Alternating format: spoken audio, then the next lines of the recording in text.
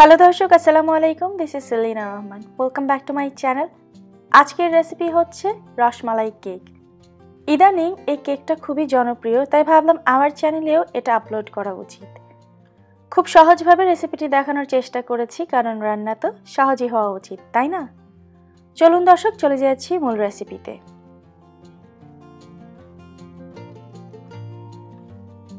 কেকটা তৈরির জন্য প্রথমেই ডিমগুলোকে নিয়ে নিচ্ছি। এখানে আমি 5টা ডিম ভেঙে নিচ্ছি। 5টা ডিম থেকে আমি 3টা কুসুম সাদা অংশ থেকে আলাদা করে নিচ্ছি।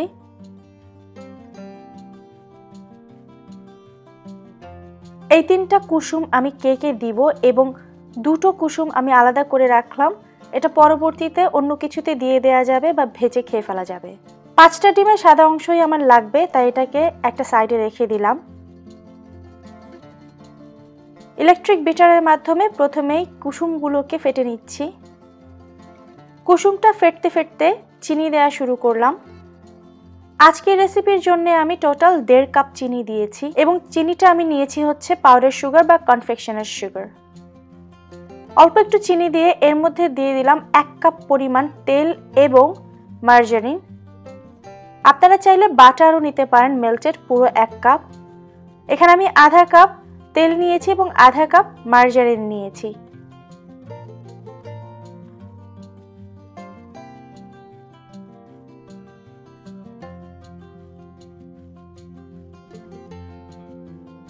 এর মধ্যে যোগ করছি 1 চামচ পরিমাণ পিওর ভ্যানিলা।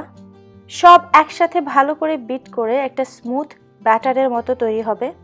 তরল উপকরণগুলো সব একসাথে মিশিয়ে একটা সাইডে রেখে দিয়ে এরপরে শুকনো যে উপকরণগুলো আছে সেগুলো একসাথে চেলে নিব। এর মধ্যে দিয়ে দিলাম 1 কাপ ময়দা, আরও দিয়ে দিচ্ছি 1/4 কাপ গুঁড়ো দুধ এবং 1 টেবিল চামচ বেকিং পাউডার। আপনারা অবশ্যই বেকিং পাউডার দিবেন, বেকিং সোডা না। সব একসাথে একটু চেলে নিচ্ছি।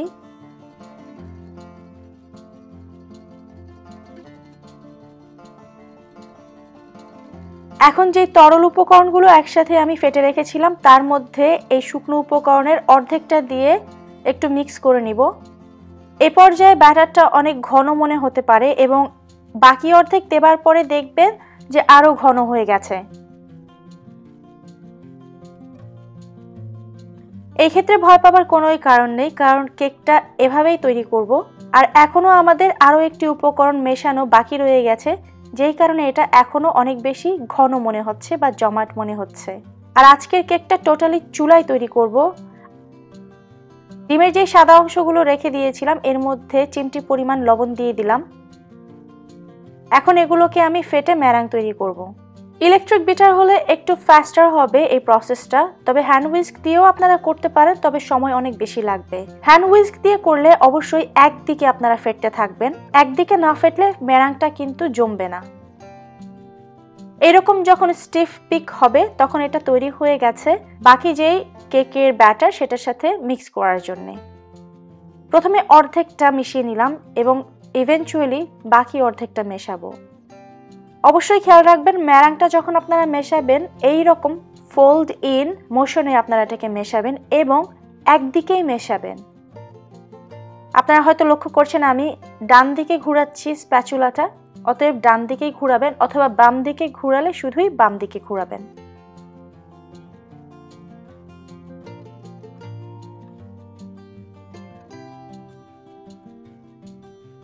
আজকের কেকটা আমি তৈরি করব এই সসপ্যানে।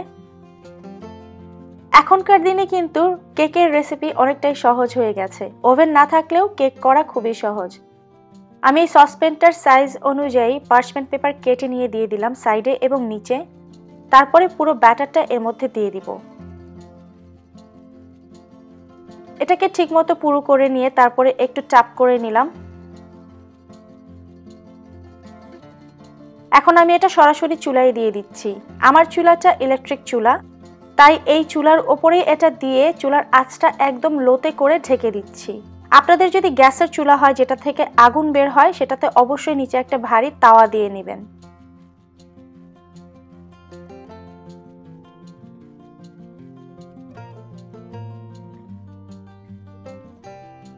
প্রায় 35 মিনিট পরে আমি ঢাকনাটা খুলে দিলাম এবং চুলার আঁচটা এখনো লোতেই আছে এবং ঢাকনা খোলা অবস্থায় প্রায় 8 থেকে 10 মিনিট এভাবেই রেখে দিলাম।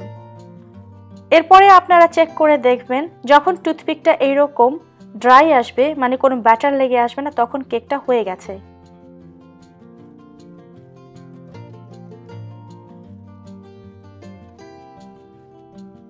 কেকটাকে রুম টেম্পারেচারে এনে সসপ্যান থেকে বের করে নিলাম এবং আপনারা দেখতে পাচ্ছেন নিচ থেকে একটু পোড়া পোড়া হয়ে গেছে এবং এটাই স্বাভাবিক, যেহেতু এটা একদিক থেকে তাপটা আসে আর আমরা এটা সরাসরি হাঁড়িটাই চুলার উপরে দিয়ে দিয়েছি, তাই নিচ থেকে এইরকম একটু কালচে হয়ে যাবে, ওপরটা হতে হতে এটাই নর্মাল। এবং এই পোড়া অংশটা পাতলা করে কেটে নিলে কিন্তু আর একদমই শক্ত থাকবে না, ভেতরটা একদমই সফট। এরপরে আমি কেকটাকে 3টা ভাগে কেটে নিচ্ছি, কারণ কেক যত বেশি পাতলা করে লেয়ার করার জন্য কাটা যায় তত বেশি ভালো, আর যত বেশি লেয়ার দেওয়া যায় তত বেশি সফট লাগে খেতে।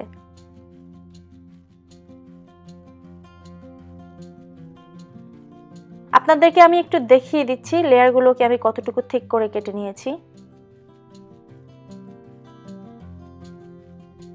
আজকের কেকটা সাজানোর জন্য আমি যেই দুটো জিনিস ব্যবহার করব, এর মধ্যে একটা হচ্ছে হ্যাভি হুইপিং ক্রিম দিয়ে ফ্রস্টিং তৈরি করে। এটা খুবই সিম্পল তৈরি করা। হ্যাভি হুইপিং ক্রিমের সাথে আন্দাজ অনুযায়ী চিনি এবং সামান্য একটু ভ্যানিলা এসেন্স বা পিওর ভ্যানিলা দিয়ে সেটাকে বিট করে নিলে এরকম হ্যাভি হুইপিং এর ফ্রস্টিং তৈরি হয়ে যাবে। আর আমি করছি হচ্ছে রসমালাই। এই রসমালাইয়ের রসগোল্লাটা আমি সেদিন লাইভে করেছিলাম, সেটার লিংক আমি ডেসক্রিপশন বক্সে দিয়ে দিব এবং আমার রসমালাইয়ের রেসিপি ফলো করে এটাকে আমি রসমালাই তৈরি করে নিয়েছি, সেটার লিংকও ডেসক্রিপশন বক্সে দেয়া থাকবে। যাই হোক, কেকটা যেহেতু আমি খুব সহজভাবে ডেকোরেট করব, তাই সরাসরি কেক স্ট্যান্ডের মধ্যেই আমি এটা করে ফেলছি। কেকটা যেন সরে না যায় সাজানোর সময়, তাই কেক স্ট্যান্ডের মধ্যে সামান্য একটু ফ্রস্টিং লাগিয়ে নিলাম এবং চারপাশে কাগজ দিয়ে নিলাম। এখন প্রথমেই একটা লেয়ার কেক দিয়ে এটার মধ্যে রসমালাইয়ের যে দুধ বা রস সেটা দিয়ে এটাকে সোক করে নিচ্ছি। মোটামুটি জেনারেস অ্যামাউন্টে এটা আপনাদের দিতে হবে, অনেক বেশি দিবেন না যেন একদম সগি হয়ে এটা ওভারফ্লো না হয়, আবার খুব কম দিবেন না যেন ড্রাই ড্রাই থেকে যায়। এরপরে ফ্রস্টিং দিয়ে এটাকে কভার করে দিলাম। খুব রাফলি এটাকে কভার করতে হবে, একদম স্মুথ করার কোনো দরকার নেই।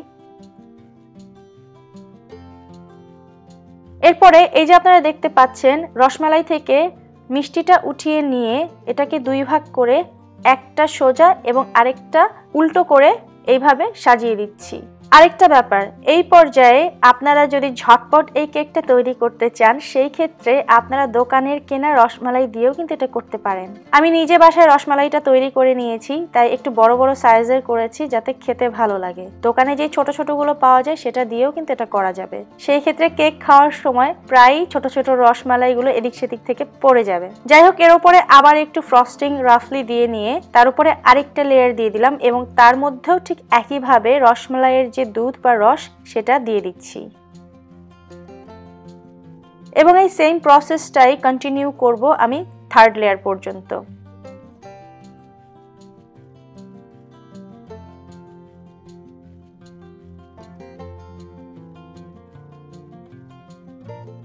আপনারা যারা আমাকে ফলো করেন তারা সবাই জানেন যে আমি আসলে কেক ডেকোরেশনে খুব একটা আমার হাত নেই, তাই খুব ফাঁকিবাজি ভাবেই আমি কেক ডেকোরেট করে থাকি। আর সাধারণত আমাদের বাসায় কেক খুব একটা পপুলারও না। 3rd লেয়ারটা দেওয়ার পরে ফ্রস্টিংটাকে একটু সমান করে দেবেন যাতে উপরটা একটু স্মুথ দেখা যায়। তারপরে যে কোনো একটা ফ্লাওয়ার পাইপিং নজেল দিয়ে এর মধ্যে এইভাবে একটু দূরত্ব রেখে রেখে ফ্লাওয়ার করে দেবেন বড় বড় করে এবং তার ফাঁকায় ফাঁকায় রসমালাইয়ের মিষ্টিগুলোকে 4 টুকরো করে ঠিক এইভাবে সাজিয়ে দিবেন। আর যদি ছোট ছোট রসমালাই হয় তাহলে আপনারা 2-3টা করে এর মধ্যে বিছিয়ে দিতে পারেন। আর ঠিক মাঝখানটাতে একটু বেশি করে দিয়ে দিবেন, আর এইরকম বড় রসমালাই হলে একটা দিয়ে দিবেন। আপনারা কিন্তু আপনাদের পছন্দ অনুযায়ী বা আপনাদের ক্রিয়েটিভিটি অনুসারে কেকটাকে সাজিয়ে নিতে পারেন। আমি শুধু আপনাদেরকে রেসিপিটা দিলাম। তৈরি হয়ে গেল অদ্ভুত মজাদার এবং দেখতে সুন্দর, খেতেও অসাধারণ রসমালাই কেক। আপনাদেরকে একটু কেটে দেখিয়ে দিচ্ছি কেকটা কতটা সফট হয়েছে।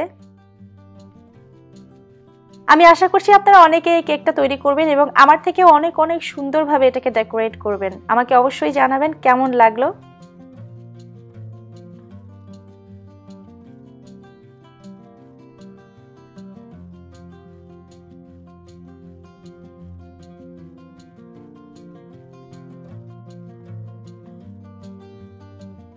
আপনারা নিশ্চয়ই বুঝে গেছেন কেকটা খেতেও অনেকটা মজা হয়েছে। আজ তাহলে এই পর্যন্তই দর্শক। আমার চ্যানেল যদি সাবস্ক্রাইব করে না থাকেন প্লিজ সাবস্ক্রাইব করবেন এবং শেয়ার করবেন আপনাদের ফ্রেন্ডস এন্ড ফ্যামিলির সাথে। আবারও কথা হবে নতুন কোনো রান্না নিয়ে। সেই পর্যন্ত আপনারা সবাই ভালো থাকবেন, সুস্থ থাকবেন, আমাদের সবার জন্য দোয়া করবেন। Keep watching Selina Rahman. আল্লাহ হাফেজ।